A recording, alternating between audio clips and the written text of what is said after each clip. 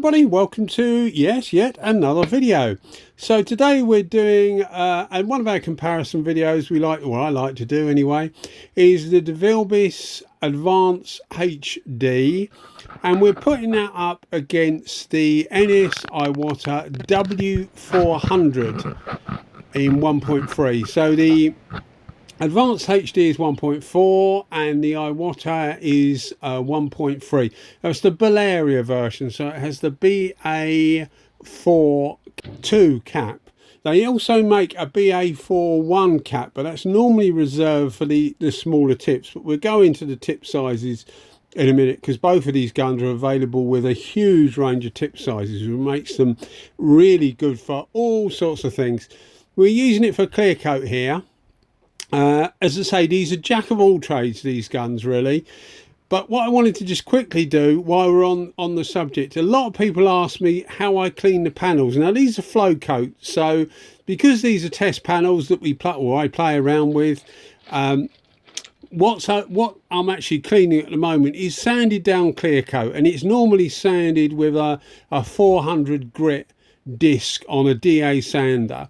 I used to do it at 600, but I found 400 gives just as good a finish, but it also means that the clear coat actually adheres better. It's just got something more to key in, something more coarse for it to key onto.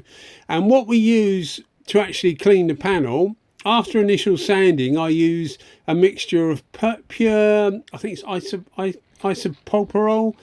It's pure alcohol, 99.9%, and I'll normally, in the winter, I'll add 10% water, and in the summer I'll add about 20, maybe 25% water.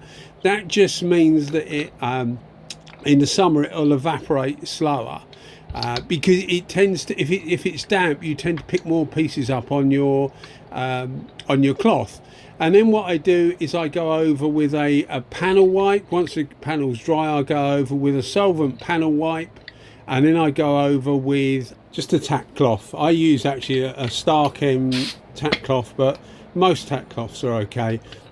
Sometimes I get people will message me and they say, I'm convinced there's a problem with my tack cloth, because they're getting, they show me a piece of their work that's finished. It's not the tack cloth, it's actually what's coming through their airline, which is a totally different subject. I've done a few videos on it. I'll try and remember, if I can, to put a couple of links in the description. But the quality of air coming in really does dictate how good the finish is of your paintwork. Whether it be base coat or clear coat, don't matter what it is. If you've got rubbish coming through the airline, it's going to come out on the panel. So back to these two guns anyway. So the Advanced HD, which is the one we're actually starting off with, I've actually sold this gun now, and I bought a different one because I got a really good offer. Obviously, doing what I do, people get in contact with normally via Instagram, sometimes Facebook, normally Instagram, selling something. So I get offered things sometimes, and this thing came up, an Advanced HD, but it was the COG version, which is just like a special edition. They did it last year, and by that I mean 2024. They did a COG edition, and I quite liked it, and it meant that I could sell this, buy the other one, and not be any out of pocket. So I actually have a COG version now rather than this. But this video was done probably about a year ago, so it's the old version. But obviously it's exactly the same. It's just a special edition.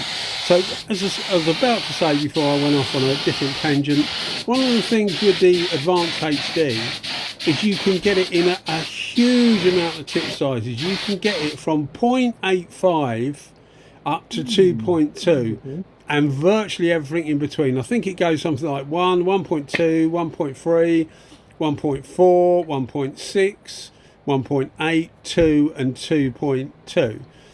So there's a huge range, and they all work with the same cap, which a lot of the Devilbiss guns do.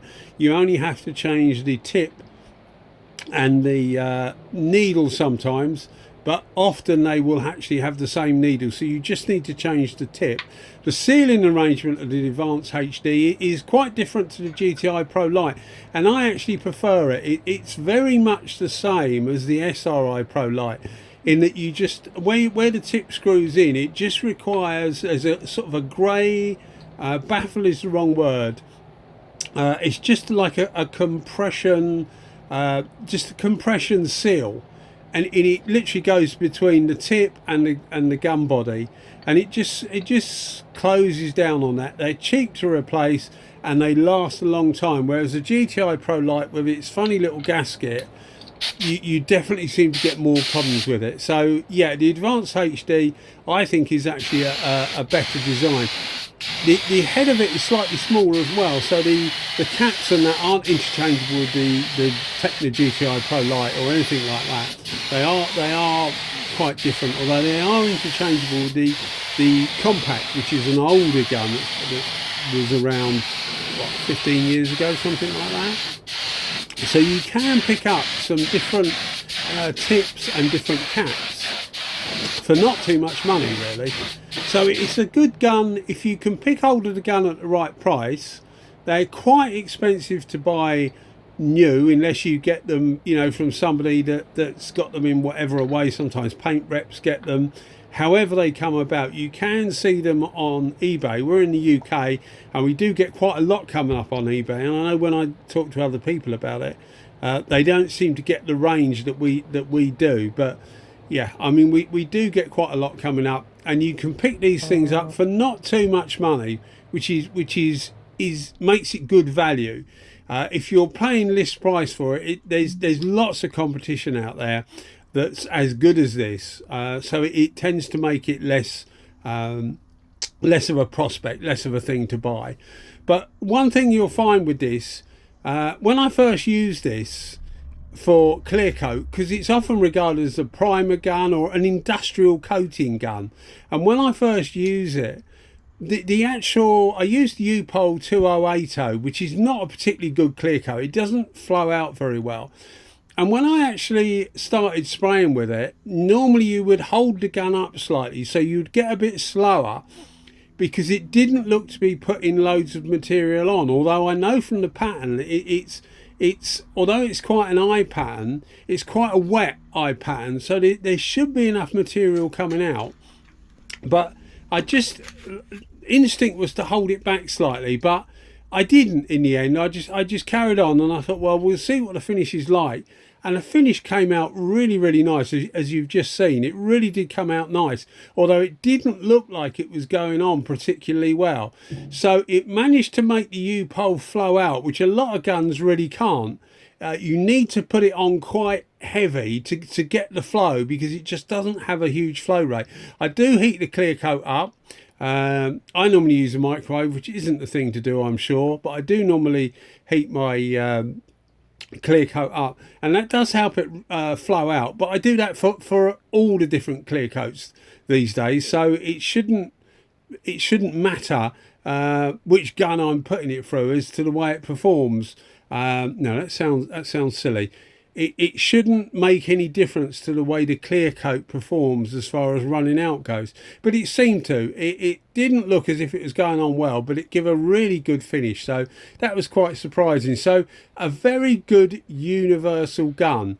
Now we're coming to the Anest Iwata W400. Now I put the W400 against the Bellaria because I'm in the UK.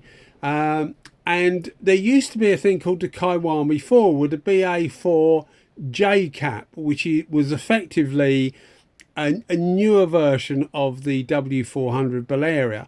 But Iwata removed it from sale, and I'm pretty sure the reason they removed it from sale was that it was actually selling quite cheap. And it was the same gun as a W400, looked totally different.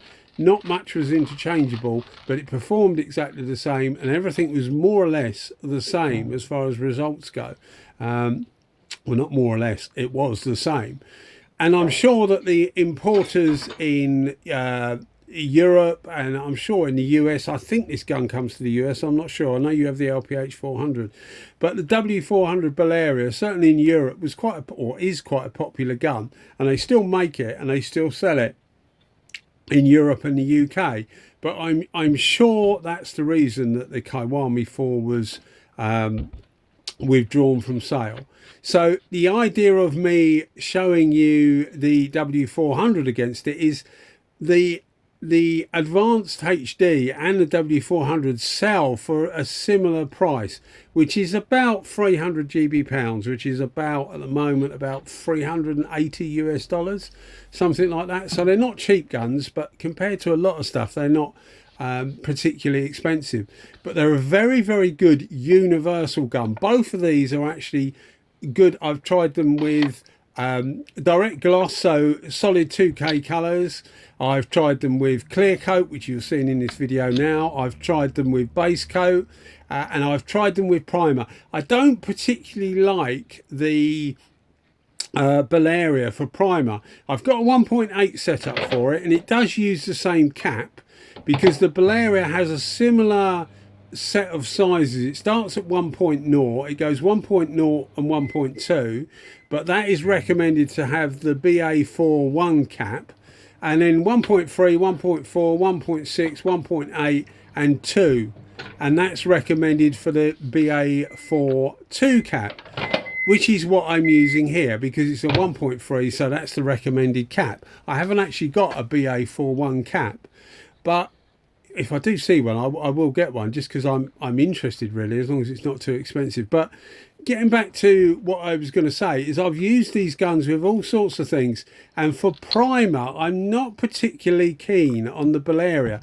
I'd use it in 1.8 because normally I'd use it for high build primer, so it's thicker materials, and I found it just doesn't seem to perform that well. And the same for the Kiwami 4, although obviously you can't get that anymore, but that does the same thing. It uses the same cap for its primer, for the bigger tips, and it just doesn't seem to put enough material out. Whereas the Advanced HD, although you're using the same cap, in the case of this video we're using the 510, they do make a 515 for the Advanced HD, and they also do a HVLP cap.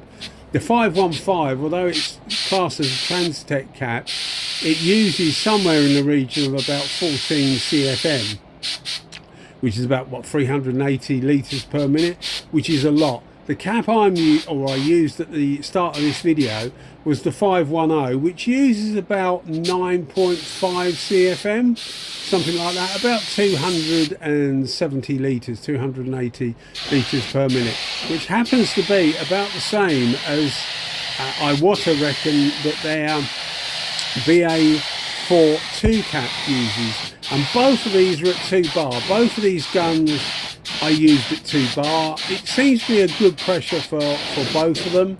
There's no doubt that the Bellaria is a little bit faster. It puts out quite a lot of material. Pattern is very, very similar, but it just seems to put out that little bit more material, although it is actually 0.1 of a millimetre less in the size. But they've always been quite a fast gun, and that's one of the reasons why it lends itself quite nicely to 2K direct gloss. And the Advanced HD also works well with 2K direct gloss, because it tends to be a little bit thicker. I use normally a 1.4 for direct gloss, although I don't do a lot of direct gloss stuff, although I have got my own little mixing kit for direct gloss, and that's just in case I know somebody that's got a van or something like that. It's normally used on commercial vehicles, but certainly the stuff that I normally do, which is motorcycle stuff, it doesn't normally get used for. It's rare that I use a direct 2K, but both of these are quite happy to do either of those. I think the Advanced HD would benefit from a better quality clear coat.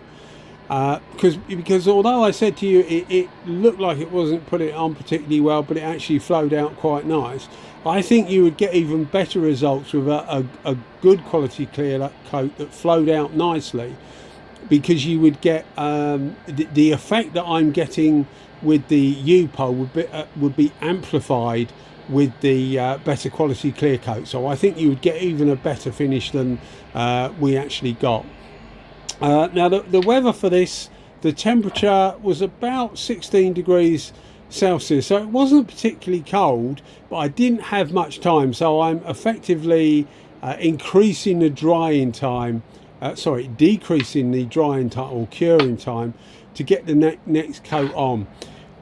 Often when the weather is cooler, people do ask me a lot actually how long you wait before you put the next coat on, and there's no set time. It really does depend. It depends on the speed of the hardener, obviously the clear coat you're using, because different clear coats are, you know, work faster than others, together with that hardener, but also the ambient temperature has a lot to do with it, and of course the thickness of the film of clear coat that you've actually applied. But what it needs to be just slightly tacky to the finger.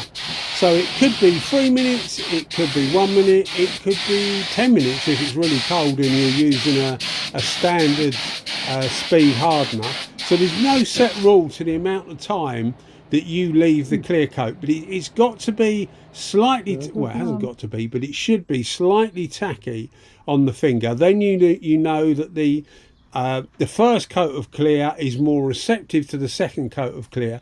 You also need to look at the technical data sheet as to how it should be applied. The Upol says 2 full coats, which is what I normally do. I have experimented with a sort of like a half coat, or a tack coat as they call it, or a closed coat, just to give the top coat something to grip onto, and that's actually seemed to work quite well. But I can get away with putting 2 full coats on without getting solvent pop or anything like that. So I tend to use 2 full coats, and then that gives you a good margin to, if you need to remove a few nibs or whatever, it gives you a good margin to do that without worrying too much about going too low, because obviously the thickness of the clear coat will dictate how well it resists the UV light coming from the sun. So these are both the panels finished, and as you can see, both of them did a cracking job. As I said, the temperature was about 16 degrees Celsius, which is what, about 66 Fahrenheit, which is actually quite warm for the UK quite often. A lot of the time I will be painting in lower temperatures than that, so it does make it easier to get a better finish. There's no doubt when the weather is warmer, it does make it easier to get a better finish. But the W400 is on the right hand side, and I think you would agree that the Devilbiss Advance HD did just as good a job as the Bellaria, and if not slightly better maybe. All I can remember thinking at the time was it doesn't look like the Advance is going to do very well in this little shootout, but it actually turned out really fine. Anyway guys, thanks as always for watching the videos. It is much appreciated, and you keep watching them, I'll keep making them. Thanks as always guys, bye bye.